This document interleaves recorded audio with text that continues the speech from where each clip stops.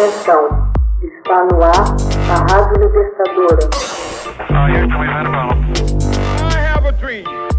Assim sendo, declaro vaga a presidência da República. Começa agora o Hoje na História de Ópera Mundi. Hoje na História, 14 de fevereiro de 1929. No massacre do dia de São Valentim, Al Capone acerta contas com gangue rival. Em Chicago, no dia 14 de fevereiro de 1929, sicários suspeitos de estarem a serviço do chefe do crime organizado Al Capone eliminaram 7 membros da gangue de George Bugs Morrow, numa garagem da rua North Clark. O famigerado massacre do dia de São Valentim provocou uma verdadeira onda de notícias na imprensa centradas nas atividades ilegais de Al Capone que desafiavam a lei seca, motivando as autoridades federais a redobrar seus esforços para encontrar evidências suficientemente incriminatórias para tirar o mafioso das ruas. Alfonso Capone nasceu no Brooklyn em 1899, filho de imigrantes italianos de Nápoles. O quarto de 9 irmãos, abandonou a escola no 6º ano para se juntar a uma gangue de rua. Conheceu John Torrio, chefe do crime que operava em Chicago e Nova York, e aos 18 anos empregou-se num clube de Coney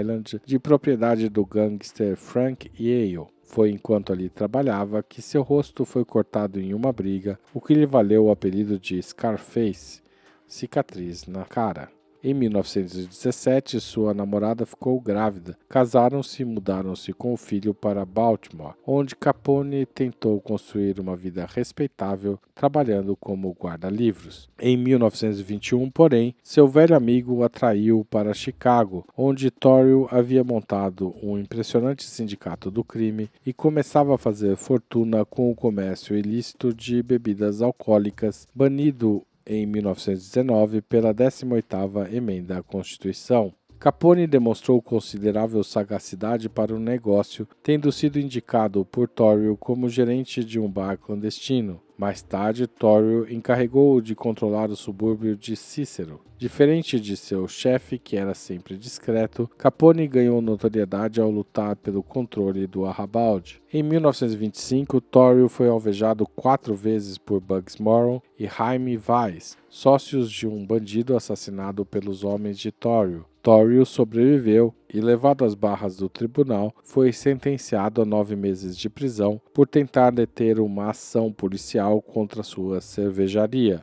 Um mês depois, chamou Capone à cadeia para dizer-lhe que estava se retirando e que lhe entregava todo o negócio. Capone mudou seu quartel-general para o luxuoso Metropole Hotel, tornando-se uma figura visível na vida de Chicago, enquanto seu império criminoso se expandia continuadamente. Depois de um procurador ser assassinado pelos sequazes de Capone, a polícia passou a agir agressivamente contra suas operações criminosas, sem poder, no entanto, provar nada contra ele. Capone comprou um imóvel luxuoso em Miami como refúgio à sua exagerada exposição. Capone estava na Flórida em fevereiro de 1929, quando deu sinal verde para a eliminação de Bugs Morrow. Em 13 de fevereiro, um contrabandista ligou para Moran, oferecendo-lhe vender uma carga de um caminhão de uísque de alta qualidade por um preço muito baixo.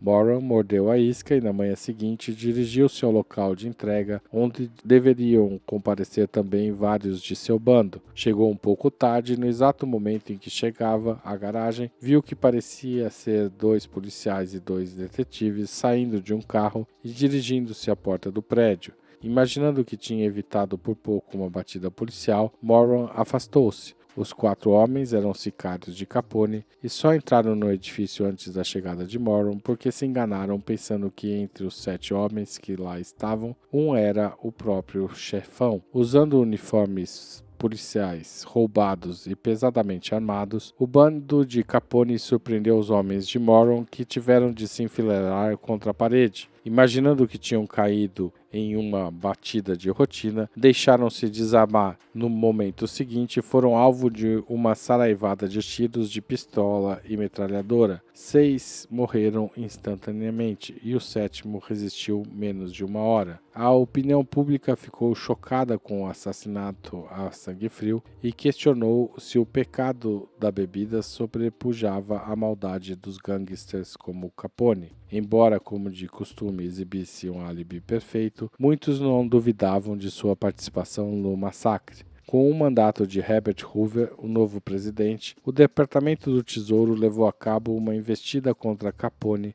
esperando encontrar provas suficientes de violação à lei seca e ao imposto de renda, a fim de levá-lo aos tribunais. Em maio de 1929, Capone foi condenado por portar uma arma oculta e foi enviado à prisão por 10 meses. Entre mentes, agentes do FBI como Elliot Ness, um dos intocáveis, continuava a reunir provas. Em junho de 1931, Capone foi acusado de evasão do imposto de renda. Em 17 de outubro, principalmente com base no depoimento de 2 de seus ex-contadores, foi considerado culpado. Uma semana depois, foi sentenciado a 11 anos de prisão e $80 mil de multas e custas processuais. Ingressou na penitenciária de Atlanta em 1932 e em 1934 foi transferido para a nova prisão da ilha de Alcatraz, na Baía de São Francisco. Nessa altura, a lei seca já havia sido revogada e o império de Capone ruído. Libertado em 1939, após 7 anos de cárcere, devido ao bom comportamento e créditos por trabalhos penitenciários, Capone saiu doente de recidiva de Phillips contraída na juventude. Tratou-se num hospital de Baltimore e em 1940 retirou-se para sua casa em Miami, onde viveu até sua morte em 1947. Seu rival Bugs Moran morreu pouco depois de câncer de pulmão, enquanto cumpria sentença em Kansas por roubo a banco. Hoje na história, texto original de Max Altman, locução de Haroldo Cerávulo, gravação Michele Coelho, edição Laila Manoeli. Você já fez uma assinatura solidária de Opera Mundi? Com 70 centavos por dia, você ajuda a imprensa independente e combativa. Acesse www.operamundi.com.br/apoio.